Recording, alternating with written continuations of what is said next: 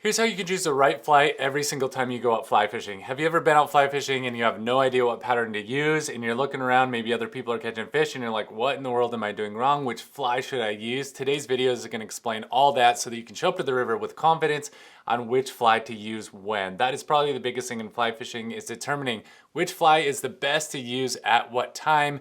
And unfortunately, this just takes experience and time. So I'll try to run you through as many scenarios as I can so that when I show up to the river or I show up to a lake, I'll talk a little bit about lakes in the end of this video, but for the most part, we're gonna be talking about rivers. Okay, so you show up to a river, there's no hatch going on, there's no fish rising, you have no idea which fly to use. Here's exactly what you're gonna do, and this is the method that I use.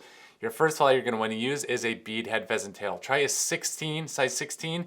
Beadhead, I always like the beadheads. For some reason, beadheads work so much better for me than the traditional flies that don't have the beadheads on them. There's something about, they see that little flash and then they're attracted to that, and it's the right size and right color, and then those fish will eat that. But for some reason, beadheads work way better. I always fish beadheads every single fly. Pretty much every nymph is a beadhead for me. I would use a size 16 beadhead pheasant tail nymph. And then a foot down, I would do a size 18 or 20 beadhead pheasant tail nymph. Those are the two flies that I would use. I'd use about 7 feet of leader. Now tippet is the very end of your fly line. You have your fly line, you have your leader, then the tippet is the very, very end, and that's where your flies are attached typically, is to your tippet. The leader is basically from your last fly or your weights all the way up to the bobber. The bobber is gonna be about 7 feet. By the way, bobber, strike indicator, it's the same thing. People have different names for them, and so don't get really mad at me in the comments if I call it a bobber, strike indicator, whatever, same thing. The little floaty thing. 7 foot, put that up 7 foot and lock that thing in. By the way, I like the ones that lock in. I found those are the best for me, these strike indicators. I have the little hole and you have to loop it through, just puts a really weird kind of mend in your line and kind of kinks the line a little bit. I like the ones, Orvis has these, some of these other companies have these where you kind of like lock those in. They just sit really flush on the line. I like those. Those have been a game changer for me. Anyways, you're gonna get that set up and you're just gonna fish water that holds trout. And I have another video, I'll explain exactly where to fish and how to fish water that holds fish, but you're just gonna search with this pattern. You're gonna fish it until you realize for about an hour, maybe 45 minutes, hey, I'm not catching anything on this. And then you're gonna wanna switch things up. Cover all the good water, vary up your weights, because it could be the right fly but the wrong depth, so you're going to add a little bit more weight. And if you're catching moss, you're catching rocks, you're just getting hung up on branches and all that kind of stuff in the water, then change that up a little bit, go with less weight. And then you're going to take your bobber if you're not catching anything, and you're going to change that variable and go to 5 feet, 6 feet, 8 feet, and just see if you can drum up a fish basically with that setup. And if that's not working, and I know that it's not the weights, it's not the bobber height, you know, basically the depth of how those flies are getting down there, or where I'm fishing, because I just spent an hour pounding the water. By the way, when you're pounding the water, go in there and fish close to you, cast a little bit farther out, get a good mend. You're always covering water as much as you can. So you're taking like 5 solid good casts and then cast somewhere else and then move somewhere else. Don't fish the same spot 100 times. Probably the biggest mistake in fly fishing is that people just stand in one spot and fish the same spot, especially when you go in there and you catch a fish and you think the next 10 hours you're gonna catch the same fish or more by being in the same spot. It's a huge mistake, so don't make the mistake. Anyways, you're gonna fish that fly out until you know for 100% certainty that fly isn't gonna work, and then switch to something else. Try the mop fly after that. Try 2 different flies that are totally different than a mayfly pattern. If you're fishing from 10 o'clock till about 4 o'clock, typically that is the best time for mayflies. So mayflies are gonna include beadhead pheasant tails, the Frenchy fly patterns, and I'll try to show a couple of these examples. You have the Perdigon. I don't know if I pronounced that right, but this fly is very, very common with fly fishing guides, and I found it as a very, very great searching pattern. You have the Rainbow Warrior. You have all these mayfly patterns that I like to use kind of in the middle of the day. And by the way, cloudy days for these mayfly patterns are awesome. They're an excellent choice during cloudy days, especially when you see these fish rising and you can determine that those are mayflies that they're eating. Now, another scenario that you need to know is that when you're in the evening, switch over to caddis. Caddis is an evening hatch starting about 4:30, 5 o'clock in the evening.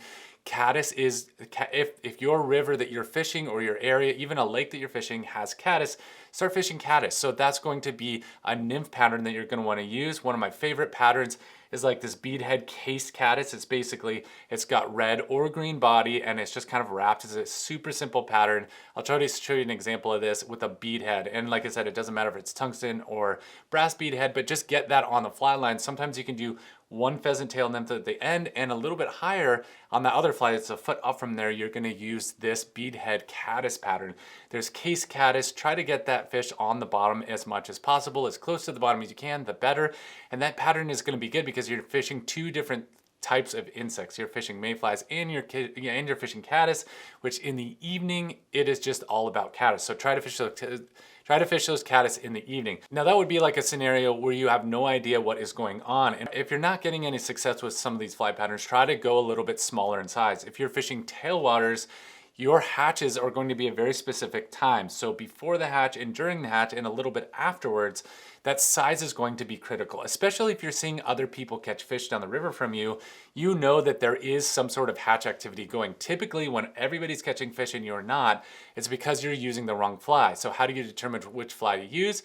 You're just going to go down in size with the fly that you have until you get to a size 22. Do not go any smaller than 22. And then just try different variables until you feel comfortable with what is working for you. A good searching pattern is something like a hare's ear or a general pattern like the mop fly. Now I don't have no idea why the mop fly works, but it seems to work for people very, very well. And it's a good searching pattern. If you're just pounding water and you're walking miles of river to figure out what is working, the mop fly can be a very good pattern.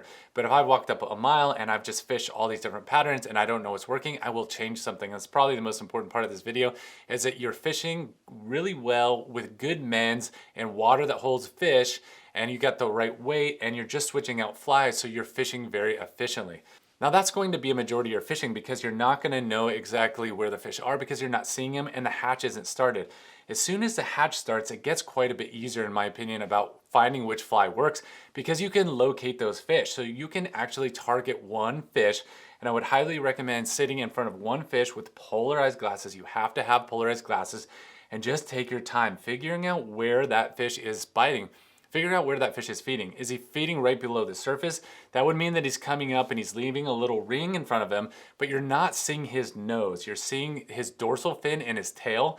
That means he's eating an emerger. So that's when you're gonna put an emerger pattern on, just like with a floating fly line, and you're gonna put that fly right in front of him, just dead drift it right in front of him, and you're gonna see if you can get that fish to eat. If he refuses it 2 times, switch up to another fly. Try a dry fly on the one fly, and then you have a foot down on the dropper or the point fly, you have an emerger, or you have a really small, lightly weighted bead head fly, let's say a brass bead head fly. A pheasant tail size 22 would be perfect in this situation, and you're gonna feed that in front of him, get it 5 feet in front of him so you don't spook him.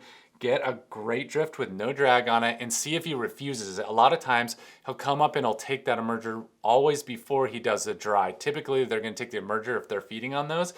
Now, if a trout is eating on the surface and you're seeing the nose come up and you're seeing flies flying around, you're seeing mayflies, you're seeing caddis, then it is just game on. And then it's gonna be a lot easier for you to figure out which fly to use, because when you get in the dry fly situation, the fish get really, really picky on which fly that they're choosing to eat, but it gets really fun for you as a fly fisherman because now you're narrowing down all your flies down to just dry flies. Okay, they're eating mayflies. I don't know what size, color, and shape, so start with a size 18. That is probably the most common one, and if you have to go smaller, fish will eat smaller flies, but they will not eat bigger flies, especially on tailwaters. Tailwater fisheries are very, very, very picky. Tailwater fish are different than freestone fish. Freestone water is much less picky, and the time of day in the hatches varies a little bit. And so those fish can be super moody one day, but when it comes, those fish can be super moody one day, and another day they're not very picky. But that's where things get a little bit fun with a tailwater, because they're so consistent that they have to eat the right type of fly at the right time. And when they're eating dries, it has to be a nice drift, and it has to be the exact replication of what they're eating. That's why you're seeing in freestone rivers, those trout are eating much less picky. They're eating those big chubby Chernobyls, they're eating hoppers, they're just slamming those dry flies. And you get those big aggressive takes is because they're being very opportunistic, because you could have a freestone river be fished really, really well, and those fish are just gorging themselves one day, a storm front comes in and it's really windy, and they just pretty much don't don't eat the next day and a half, they're gonna be very hungry after that, and it gets very hit or miss on those freestone rivers. But tailwater fishing is a much different story, and that's where it gets really fun in a dry fly situation. Just sit in front of that fish and figure out what they're feeding on and just try different things, and you can much quicker realize what they're eating. Try a size 18, then go down to 20, then try a different pattern. There's all sorts of dry flies that are really, really nice. There's certain dry flies that have no hackle. They're just very, very sparsely tied. My favorite pattern is a comparadun. That is the #1 fly that I would recommend.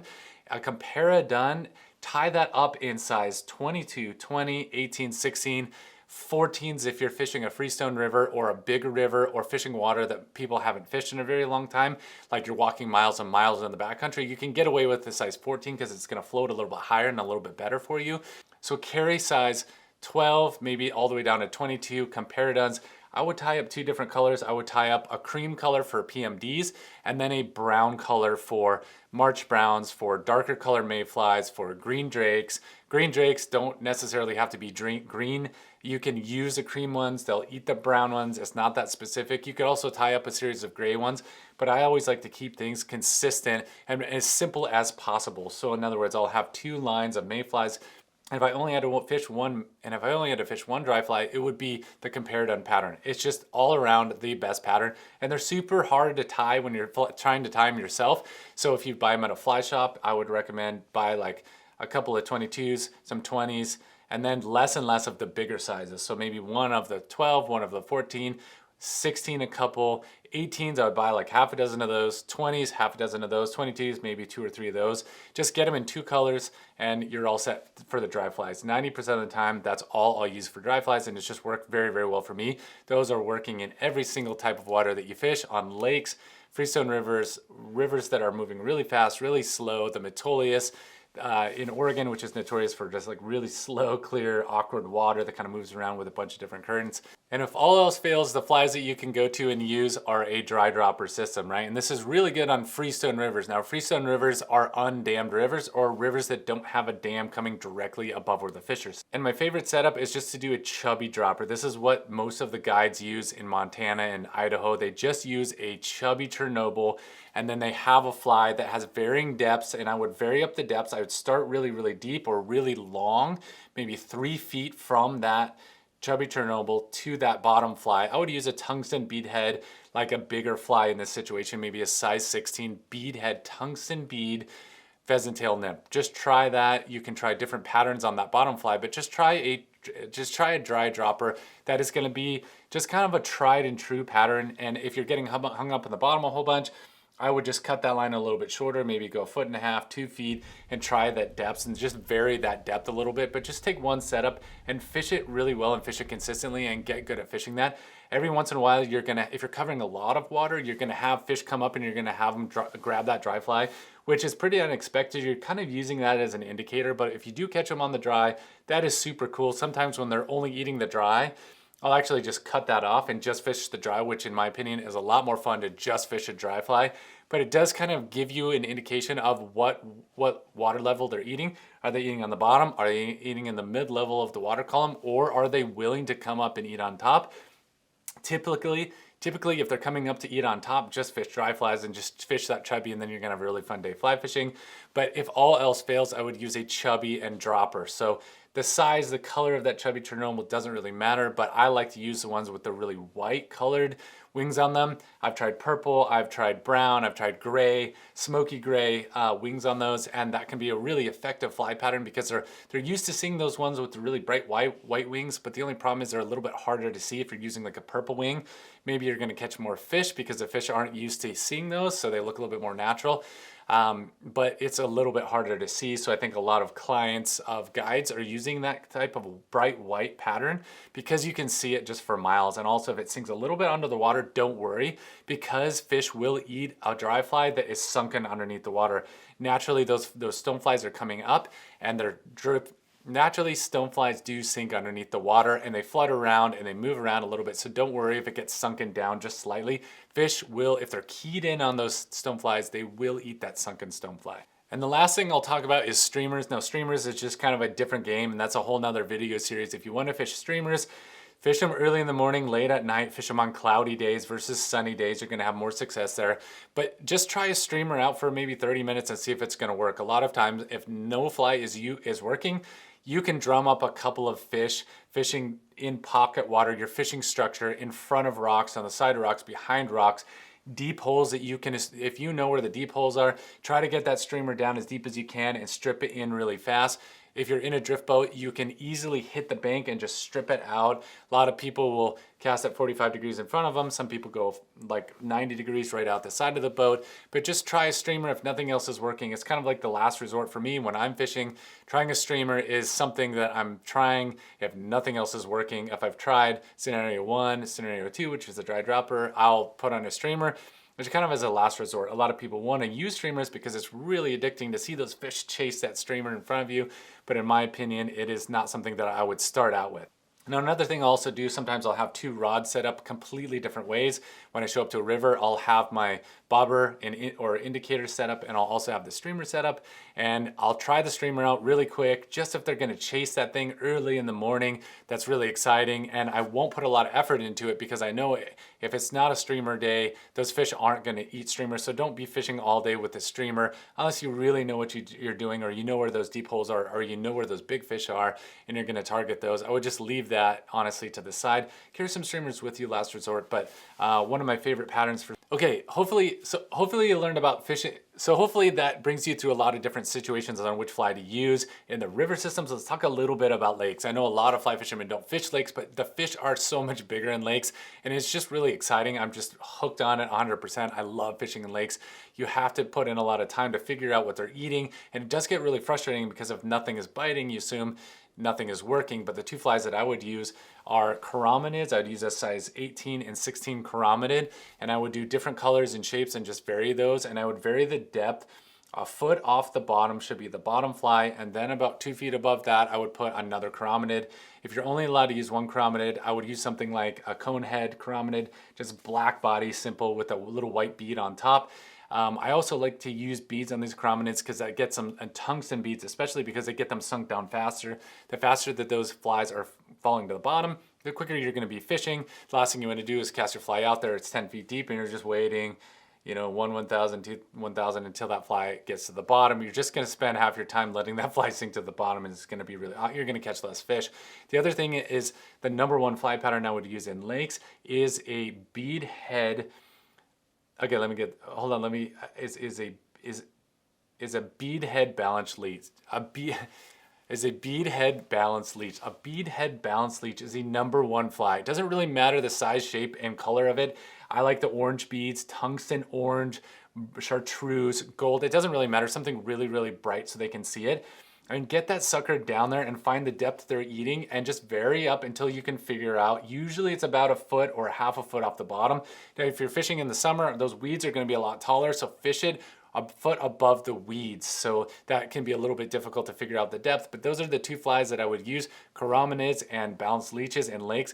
90% of the fish that I catch are those two patterns. Unless there's a major hatch going on, that is a good searching pattern. That leech, you can also do like a chirominid on top, a leech on bottom, or a chirominid on bottom, leech on top. I would recommend the other way around. But those are the two fly patterns that I would recommend for lakes, which 90% of the fish that I catch, like these fish in the lakes, I'm catching them on those two patterns. So I hope this information helps you on which flies to use in which situations. If you have any questions, I would love to. I read all these comments, so if you have any questions about this, leave them in the comments below and let me know what you're interested. What other videos would you like me to make? Number one. Number two, what flies would you recommend? Maybe you have questions on how much tippet I should use, where I should put the tippet, what fly patterns work better in different situations, because this is kind of a generalized video and it's really difficult to say like use this fly in this situation because you may not be fishing ever have that situation. You may be fishing and never see a PMD hatch, or the river that you're fishing, the PMD hatch is very, very weak, and so you can't use those techniques. So in general, so this is kind of a generalized video. If you guys want to see more about specific patterns, specific rivers, specific scenarios, like Pyramid Lake, I've always wanted to fish that lake. I think we're going to go there and fish that. So I'll give you a little bit of information when I'm fishing there on what to use and what not to use, so you can get a little bit more specific on what to use at which river at what time of year. So you can just kind of copy exactly what I'm doing rather than get these kind of generalizations. But hopefully this video helped. If it did, subscribe to my channel, hit that little button so you can see more of these videos. And thanks for watching. I'll see you on the next one.